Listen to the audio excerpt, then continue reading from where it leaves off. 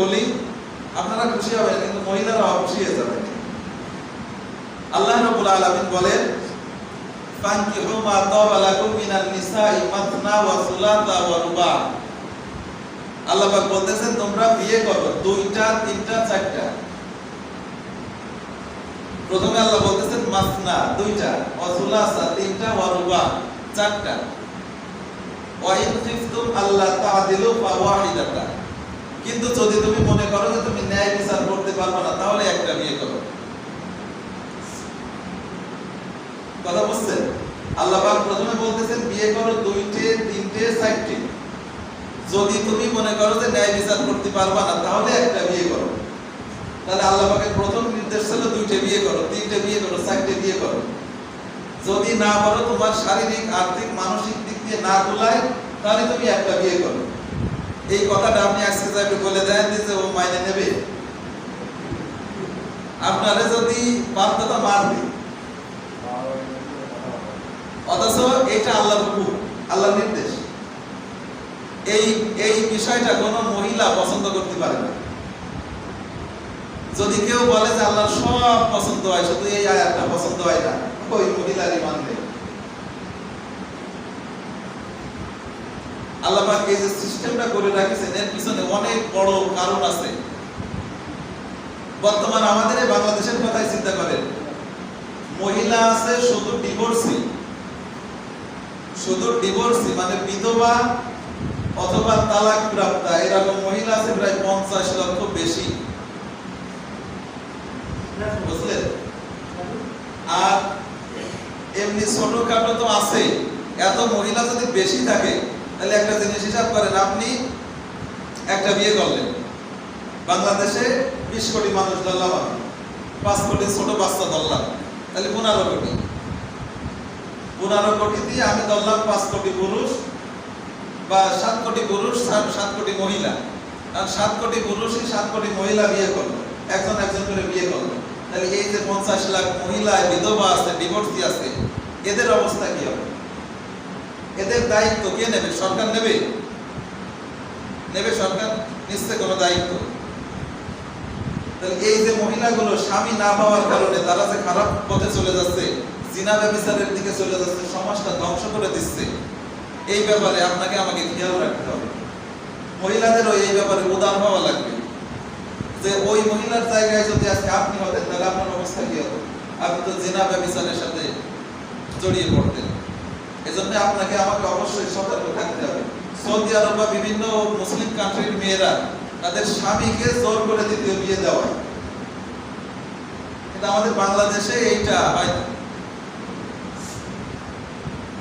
আবার অনেক পুরুষ আছে, তাদের সামর্থ্য আছে, স্ত্রীও কিছু বলবে না, কিন্তু সে বিয়ে করে না। এই যে মহিলাগুলো খারাপ পথে চলে যাচ্ছে, এর হিসাব আল্লাহর কাছে আপনারও দেওয়া লাগবে। তোমার সামর্থ্য ছিল, তুমি কেন আরেকজনের সুবিধা করে দাওনি? তুমি কেন আরেকজনের নিরাপত্তা দাওনি? একজন মহিলার যদি স্বামী না থাকে, সে অসহায় হয়ে যায় না? তার কোনো সমাজে কোনো স্ট্যাটাস, কোনো মানে একটা কি বলে অবস্থান তার থাকে না। মানে সে কি বলে, মানে একটা ভোগের পণ্য হয়ে যায়, তার কোনো অবস্থান থাকে না, কেউ তাকে সম্মান করে না, ভোগের পণ্য হয়ে যায়। কিন্তু যার স্বামী আছে, তার সাথে একজন কথা বলতে গেলে একটু হিসাব করে বলে। তাহলে এই যে ব্যাপারটা, এই ব্যাপারে আমাদের এগিয়ে আসতে হবে। মহিলাদেরকে এরকম যারা আছে, আবার অনেক এরকম বিধবা ডিভোর্সি আছে, তারা আবার বউ থাকলে আসতে চায় না, এদেরও কপাল পোড়া। সমস্যা সব দিক আছে। সবাইকে সতর্ক দৃষ্টি পালন করা লাগবে, যাতে জিনা ব্যভিচারের দিকে আমাদের সমাজ চলে না যায়। এজন্য মহিলাদেরকে উদার হওয়া লাগবে। আপনি যদি বলেন যে আল্লাহর সব আমার পছন্দ হয়, শুধু এই আয়াতটা পছন্দ হয় না, আল্লাহ কেন একাধিক বিয়ের অনুমতি দিল, এই আয়াতটা আমার পছন্দ হয় না, যদি এই কোনো মহিলা বলে, ওই মহিলার ঈমান থাকবে না, কারণ সে আল্লাহর আয়াত অপছন্দ করবে। তাহলে একটু বুঝে দেখেন যে আপনার বউ এই আয়াত অপছন্দ করে। আল্লাহ পাক হিসাব কিতাব করেই আয়াত দিয়েছেন, কারণ বর্তমান সময়ে মহিলাদের এছাড়াও শারীরিকভাবে মহিলাদের চেয়ে পুরুষের শক্তি সামর্থ্য বেশি। আল্লাহ পাক যে বিধানটা দিয়েছেন হিসাব কিতাব করেই দিয়েছেন, আমাদের জন্য ক্ষতি হবে এরকম কিছু আল্লাহ পাক দিতে পারেন? বিশ্বাস হয় আপনার? আপনি যেইটা মানবেন এইটা আপনার জন্য কল্যাণ বয়ে আনবে। দেখেন এরপরে আমাদের সমাজ কতটা অধপতনের দিক গেছে। কোন ব্যক্তি যদি 2টা বিয়ে করে বা 3টা বিয়ে করে, 3টার তো প্রশ্নই আসে না, 2টা যদি কেউ বিয়ে করে মানুষ বলবে এই বেটার চরিত্র খারাপ, মানুষ বলবে এর নিশ্চিত চরিত্র খারাপ, লুচ্চা, এই সমস্ত বলবে। অথচ ওই লোকটা যদি 10টা পরকীয়া করে বেড়ায় কেউ কিছু বলতেছে না। মূলত বিয়ে জিনিসটা হালাল, সে 2টা বিয়ে করেছে সেটা হালাল কাজ করেছে, আর 10টা 20টা পরকীয়া করতেছে এটা হারাম কাজ, জেনার কাজ। তাহলে আমাদের সমাজ এতটা অধপতনের দিক গেছে, 10টা পরকীয়া কেউ কিছু বলতেছে না, আরো মানুষ হলে ই করছে ওর সাথে এই করে। অথচ 2টা বিয়ে করলে তার অবস্থা খারাপ হয়ে যাচ্ছে। আর যদি কোনো ইমাম সাহেব করে বসে কোনো কায়দায় 2টা বিয়ে, তাহলে তো ইমাম সাহেবের খবর আছে, এলাকায় আর কার কায়দা নেই। তাহলে আমাদের সমাজটা নষ্টের কারণ আপনারাই। কেউ যদি 2টা বিয়ে করে আমরা তার জন্য দোয়া করব, এটারে খারাপ ভাবে নেওয়ার কোনো কিছু নেই। আপনি যদি মনে করেন যে 2টা বিয়ে করেছে ওর চরিত্রের সমস্যা আছে, আপনার ঈমান নেই, কারণ আপনি আল্লাহর এই আয়াত অবিশ্বাস করলেন, অপছন্দ করলেন, আপনার ঈমান থাকবে না। কারোর যদি 2টা বিয়ে করার সামর্থ্য থাকে করে ফেলেন।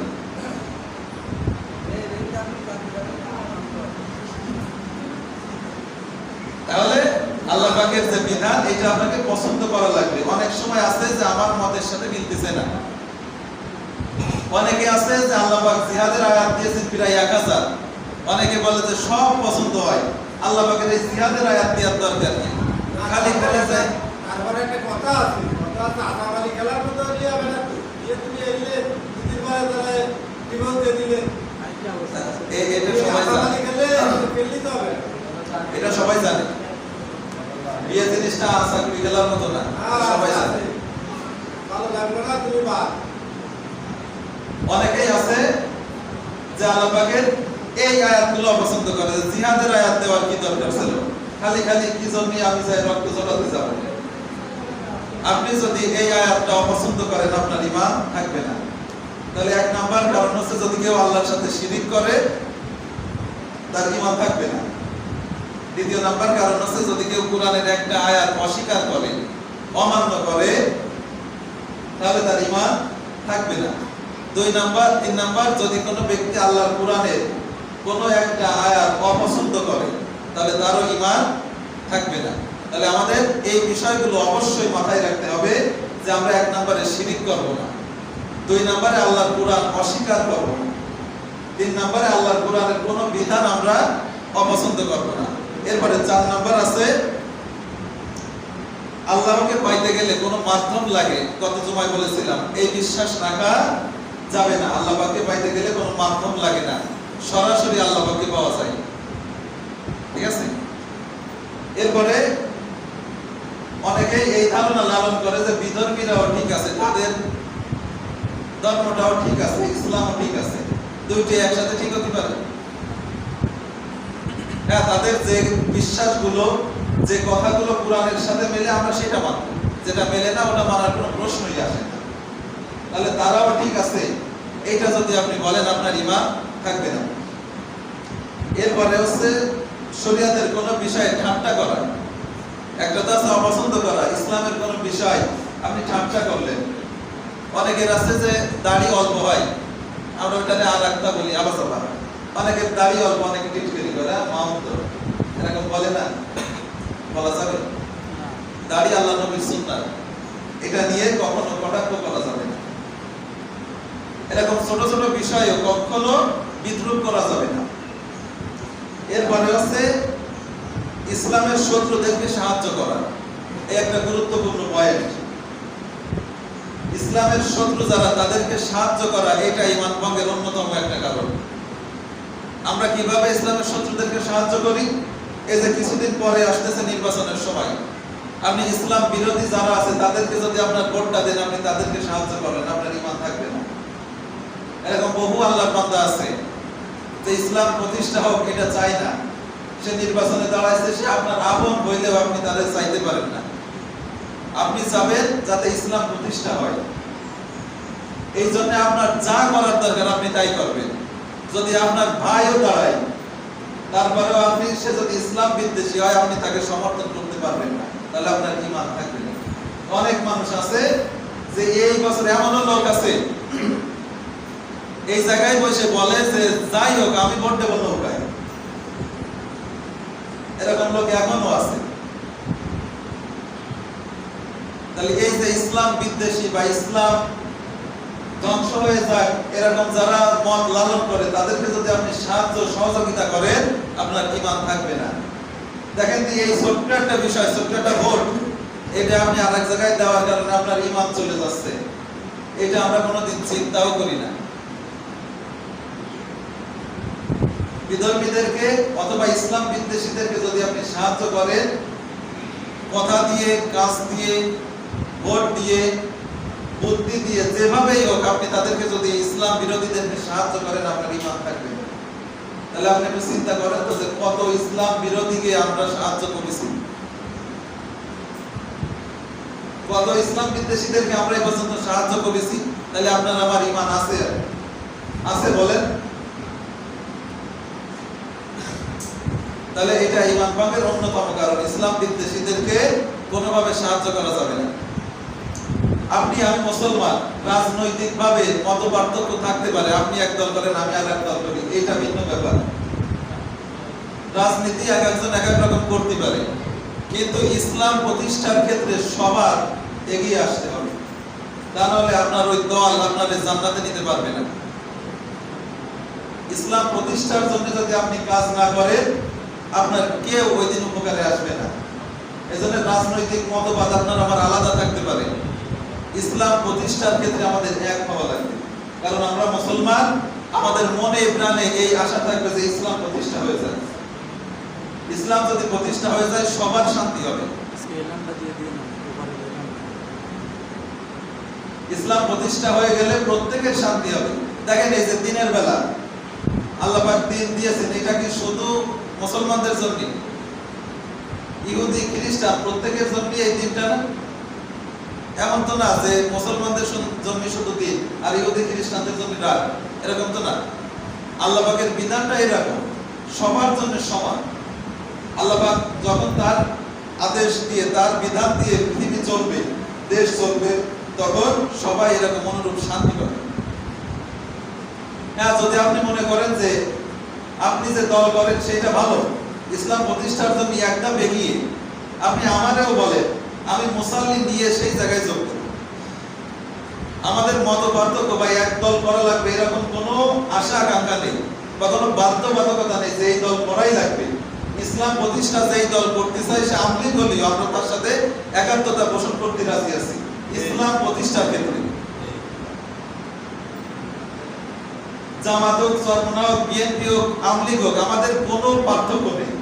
যদি ইসলাম প্রতিষ্ঠা করতে চাই, আমরা তার সাথে এক হতে রাজি আছি, শুধুমাত্র ইসলাম প্রতিষ্ঠা করার জন্য। যদি ভালো কোনো দল, ভালো কোনো প্ল্যাটফর্ম থাকে, তাহলে আমাদেরকে বলেন যে এইটা ইসলাম প্রতিষ্ঠার ক্ষেত্রে একদম এগিয়ে, দেখেন আমরা আসি কিনা। এক সেকেন্ডও ভাববো না, আমরা ইসলাম প্রতিষ্ঠার ক্ষেত্রে এতটুকু স্যাক্রিফাইস করতে সব সময় রাজি আছি। এজন্য আপনাকে সিদ্ধান্ত নিতে হবে। আপনি যদি বিধর্মীদেরকে, ইসলাম বিদ্বেষীদেরকে ভোট দিয়েও সাহায্য করেন, আপনার ঈমান থাকবে না। এভাবে ছোট্ট একটা ঘোষণা দিয়ে দিই, আজকে গঠিয়াঘাটায় জামাতের একটা প্রোগ্রাম আছে আমভাবে সবার, তো আমি আশা রাখবো যে আপনারা যাওয়ার চেষ্টা করবেন। তাহলে ইসলাম বিদ্বেষীদেরকে যদি আপনি সাহায্য করেন, এটা ঈমান ভঙ্গের আরেকটা কারণ। আজকে একটু যদি সময় দিই, সমস্যা তার একটা কারণ বলে আমি শেষ করে দেব। ঈমান ভঙ্গের শেষ নাম্বার কারণ হচ্ছে অনেক পীর, অনেক আউলিয়া মনে করে যে তারা ইসলামের অনেক উপরে চলে গেছে, ইসলামের অনেক উপরে চলে গেছে। অনেকে এই কথা বলে যে আমার পীর সাহেব এত উপরে চলে গেছে, তার এখন আর নামাজ রোজা লাগে না। এরকম আছে না, অনেক পীর সাহেব আছে তারা নামাজ পড়ে না। মুরিদদেরকে বোঝায় যে আল্লাহ পাক বলেছে ওয়াবুদ রাব্বাকা হাত্তা ইয়াতিয়াকাল ইয়াকিন, যে তোমরা ইবাদত করো ইয়াকিন আসা পর্যন্ত। আমার তো ইয়াকিন এসে গেছে, এই জন্য আর ইবাদত করতে কি লাগে না। আল্লাহ পাক এই জায়গা ইয়াকিন দ্বারা বুঝিয়েছেন, ইয়াকিন অর্থ মৃত্যু। তুমি আল্লাহর ইবাদত করো মৃত্যু আসা পর্যন্ত। আর এই আয়াতের ব্যাখ্যা করেছে যে বিশ্বাস আসা পর্যন্ত। ইয়াকিন মানে বিশ্বাস, বিশ্বাস আসে গেলে আর ইবাদত করতে কি লাগে না। এই জন্য আমি নামাজ পড়া ছাড়া দিচ্ছি। আর আপনি যদি এই মনে করেন যে আমার পীর সাহেবের নামাজ রোজা লাগে না, সে অনেক উপরে চলে গেছে, এইটা আপনার ঈমান ভঙ্গের কারণ। এই বিশ্বাস অনেকে লালন করে, অনেক পীর সাহেব নামাজ পড়ে, একে বিরোধী পারে। যতই বীর হোক, এই পৃথিবীর সমস্ত বীর যদি আড়ি পাইতে এক জায়গায় করা হয়, আবু বকরের সমান হবে? আল্লাহ নবীর সমান হবে? আল্লাহ নবী মৃত্যুর দিনে, মৃত্যুর আগের যে ওয়াক্তটা, সেই ওয়াক্তেও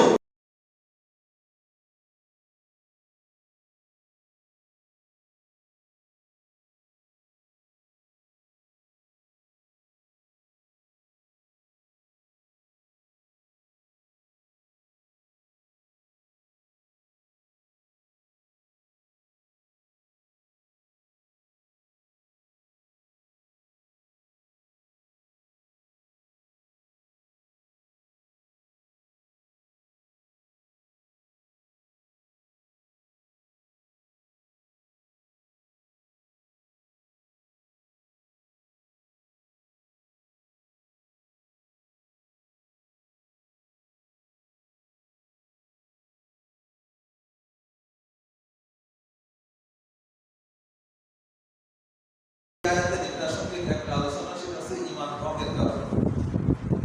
মনে আছে? ঈমান ভঙ্গের কারণ আছে না নেই? প্রত্যেকটা জিনিস ভঙ্গের কারণ আছে না নেই? নামাজ ভঙ্গের কারণ আছে, রোজা ভঙ্গের কারণ আছে, হজ ভঙ্গের কারণ আছে, যাকাত ভঙ্গের কারণ আছে, প্রত্যেকটা বিষয় ভঙ্গের কারণ আছে। অনুরূপভাবে ঈমান ভঙ্গেরও কারণ আছে। এই ঈমান ভঙ্গের কারণ মুফাসসিরগণ, কোন মুফাসসিরগণ বলেন 10টা, কেউ কেউ বলেন 25টা। তো 10টা মেন যে 10টা, আমি সেই 10টা বিষয়ে আলোচনা করব। গত জুমায় কয়েকটা বিষয় আলোচনা করছিলাম, অবশ্য আপনাদের মনে আছে। প্রথমে আমি বলেছিলাম যে ঈমান ভঙ্গের 1 নাম্বার কারণ হচ্ছে শিরিক করা। ঈমান ভঙ্গের 1 নাম্বার কারণ হচ্ছে আল্লাহর সাথে শিরিক করা, শরীক করা। শরীক অর্থাৎ সমকক্ষ করা, কাউকে আল্লাহর সাথে তুলনা করা, কম্পেয়ার করা, এটা হচ্ছে শিরিক। যদি আপনি আল্লাহর সাথে শিরিক করেন, তাহলে আপনার ঈমান থাকবে না। আল্লাহ পাক বলেছেন যে আমি সব মাফ করে দিতে পারি, কিন্তু শিরিকের গুনাহ মাফ করব না। আর শিরিক নিয়ে বিস্তারিত আলোচনা 2 জুমা না 3 জুমা করছি। বিস্তারিত আলোচনা শিরিক নিয়ে আছে, আপনারা অবশ্যই জানেন। আর যাদের ভালোভাবে জানা নেই শিরিক সম্পর্কে, অবশ্যই জেনে নিতে হবে। মনে করেন আপনার একটা কঠিন রোগ হয়েছে, রোগ হয়েছে না, ক্যান্সার অথবা কোনো গুপ্ত রোগ, গোপন কোনো রোগ হয়েছে। আর আপনি যদি মনে করেন যে না, ডাক্তারের কাছে যাব না, তা ওই রোগ আপনার মৃত্যু আসার জন্য যথেষ্ট, তাই কি না? বলতে পারেন না এরকম?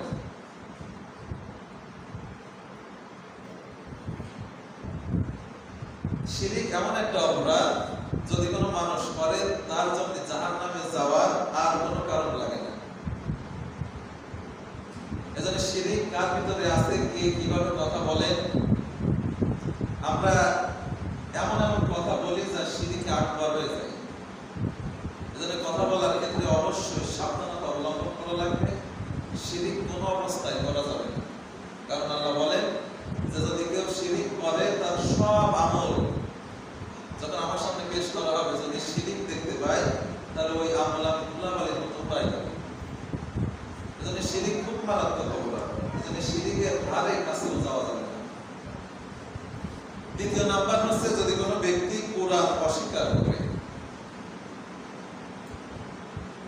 তাহলে এটা তার ঈমান ভঙ্গের তৃতীয় কারণ।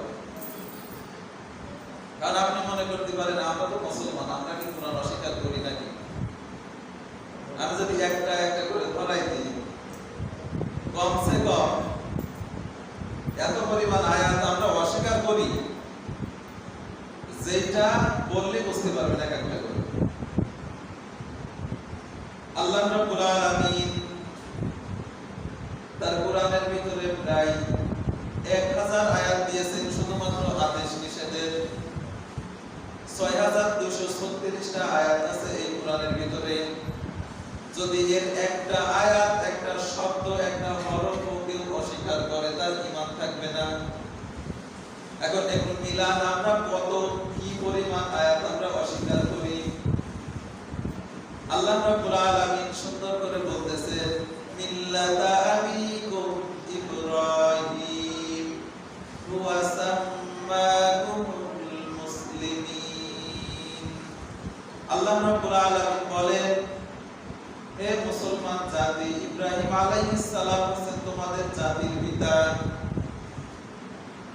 ইব্রাহিম আলাইহিস সালাম হচ্ছেন জাতির পিতা। এই কথা কে বলতেছেন? আল্লাহ রাব্বুল আলামিন বলেন ইব্রাহিম আলাইহিস সালাম হচ্ছেন তোমাদের জাতির পিতা। অথচ শেখ হাসিনার আমলে শেখ হাসিনা বলতো ওর বাবা হচ্ছে জাতির পিতা। আর বর্তমান সময়ে আরেক দল বলা হচ্ছে জিয়াউর রহমান হচ্ছে জাতির পিতা। এই জাতির পিতা নিয়ে টানাটানি শুরু হয়েছে। আপনি বলেন তো, যে ব্যক্তি জাতির পিতা ইব্রাহিম আলাইহিস সালাম বাদ দিয়ে অন্য কাউকে মানে, সে কি আল্লাহর কুরআন বিশ্বাস করে? হিসাব অনুযায়ী তো তাই আসে। আল্লাহ বলতেছেন জাতির পিতা ইব্রাহিম আলাইহিস সালাম, আর আপনি বলতেছেন জাতির পিতা শেখ মুজিব, আর এক দল বলতেছে জাতির পিতা জিয়াউর রহমান। তাহলে এই দুই দলই কোরআনের এই আয়াত বিশ্বাস করে না। আল্লাহর কথা ছিল কি, যদি কোরআনের একটা শব্দ বাদ দাও তাহলে তোমার ঈমান থাকবে না। এই যে কাদিয়ানীদেরকে আমরা কাফের বলি, কাদিয়ানীদের অপরাধ কি? শুধু খাতামুন নাবিয়্যিন, সূরা আহজাবের 40 নম্বর আয়াতে এতটুকু শব্দ, তা ওরা খাতামুন নাবিয়্যিন মানে শেষ নবী এইটা বলে না, বলে খাতামুন নাবিয়্যিন মানে এই জায়গায় সম্মানিত নবী। মুহাম্মদ সাল্লাল্লাহু আলাইহি সাল্লামকে আল্লাহ পাক সম্মানিত নবী করেছেন, কিন্তু শেষ নবী গোলাম আহমদ।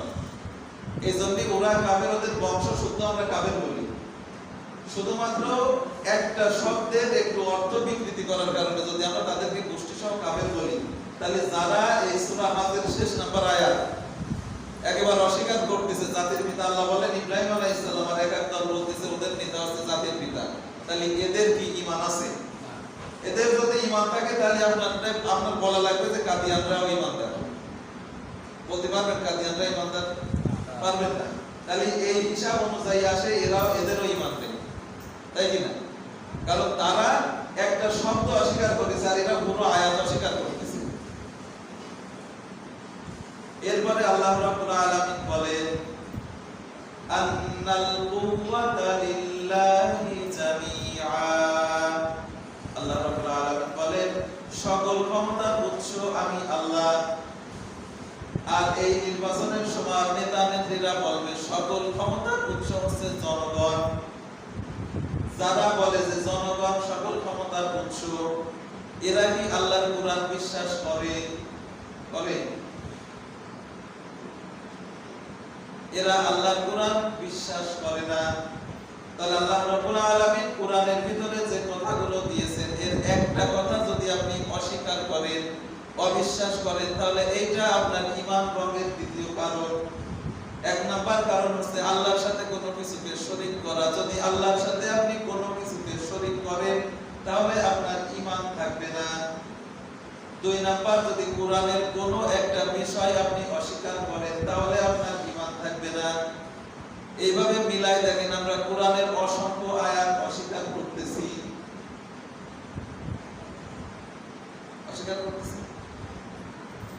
আল্লাহ রাব্বুল আলামিন বলেছেন, ইউসিকুমুল্লাহু ফি আওলাদিকুম লিয-যাকারি মিথলু হাযযিল উনসায়াইন। আল্লাহ রাব্বুল আলামিন বলেন সম্পত্তি বন্টন করে দাও, এক ছেলে যা পাবে মেয়ে তার অর্ধেক, ছেলে যা পাবে মেয়ে তার অর্ধেক পাবে।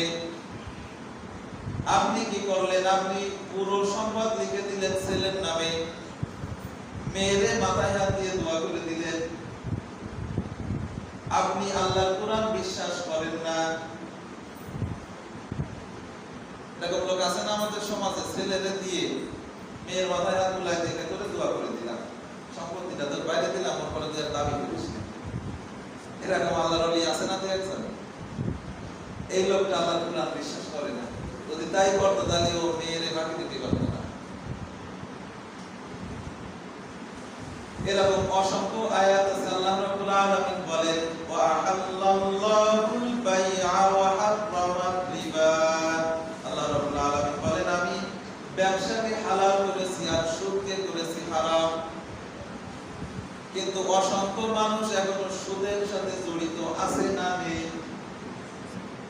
যে ব্যক্তি সুদের সাথে জড়িত আছে এই লোকটা আল্লাহর কোরআন বিশ্বাস করে না। এরকম আমি এখনো বললে অসংখ্য আয়াত বলতে পারবো যেগুলো আমরা কোরআনের আয়াত অথচ বিশ্বাস করি না। এই আয়াতগুলো আমরা অস্বীকার করি।